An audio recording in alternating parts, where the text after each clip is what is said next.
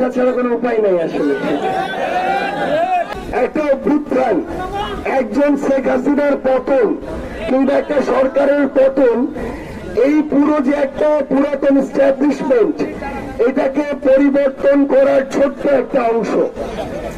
এখন আমাদের কাজ হচ্ছে এই পরিবর্তনের ধারাবাহিকতাটাতে এফোর্ট দিয়ে এটা কমপ্লিট করা।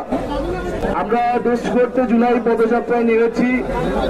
সেই পদযাত্রায় আমরা যাচ্ছি বিভিন্ন জেলায়, বিশেষত বিশ্ববিদ্যালয়গুলো যেখান থেকে আন্দোলন শুরু হয়েছিল, আন্দোলনের নেতৃত্ব হয়েছিল। নিশ্চয়ই ইসলামী বিশ্ববিদ্যালয়ের সেই প্রতিরোধের, সেই বিদ্রোহের কথা লেখা থাকবে এই গণ অভ্যুত্থানের ইতিহাসে। আমরা গণ অভ্যুত্থানকে স্রেফ একটা রেজিম চেঞ্জ হিসেবে দেখি না, যে একটা সরকার পরিবর্তন হয়ে গেল। কেবল একটা সরকার পরিবর্তনের আন্দোলন ছিল। এখানে ভিন্ন মত থাকতে পারে, দল মত নির্বিশেষে। আমরা মনে করি মানুষের জীবনের পরিবর্তন আসবে এই গণ অভ্যুত্থান। আমরা জানি স্বাধীনতার পরে বাংলাদেশের প্রথম বিশ্ববিদ্যালয় হচ্ছে ইসলামী বিশ্ববিদ্যালয়, কিন্তু ইসলামী বিশ্ববিদ্যালয় নানা অবহেলার শিকার হয়েছে।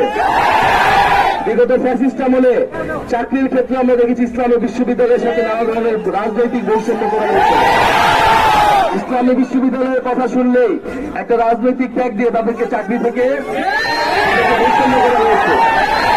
আমরা দেখেছি বিশ্ববিদ্যালয়গুলোতে দাড়ি টুপি পরা থাকলে, মুসলমানি চিহ্ন থাকলে তাদেরকে শিবির ট্যাগ দিয়ে,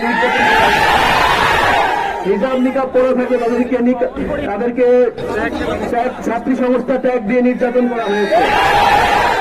চাই বিশ্ববিদ্যালয়গুলোতে গণতান্ত্রিক সহাবস্থান থাকবে, মত প্রকাশের অধিকার থাকবে এবং বাংলাদেশের যে বুদ্ধিভিত্তিক নেতৃত্ব, সাংস্কৃতিক নেতৃত্ব, সামাজিক রাজনৈতিক নেতৃত্ব বিশ্ববিদ্যালয় থেকে গড়ে উঠবে।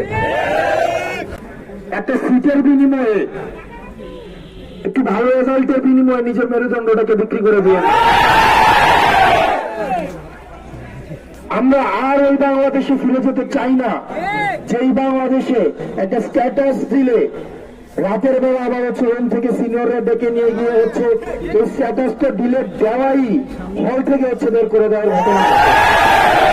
আমাদের আপনারা অনেক জায়গায় দেখেন আমি অনেক জুড়ে জুড়ে কথা বলি, এর হুমকি দেই, এর ধমকি দেই, এটা আপনারা দেখেন। আবার আপনারা আরেকটা হচ্ছে আরো অনেকে ছিলেন যে ক্লাসের মধ্যে আমরা কতটা ইন্টারেক্টিভ ভাবে আমরা হচ্ছে ক্লাসে কথা বলি। আমার কাছে মনে হচ্ছে আমি আমার ক্লাসে এসছি।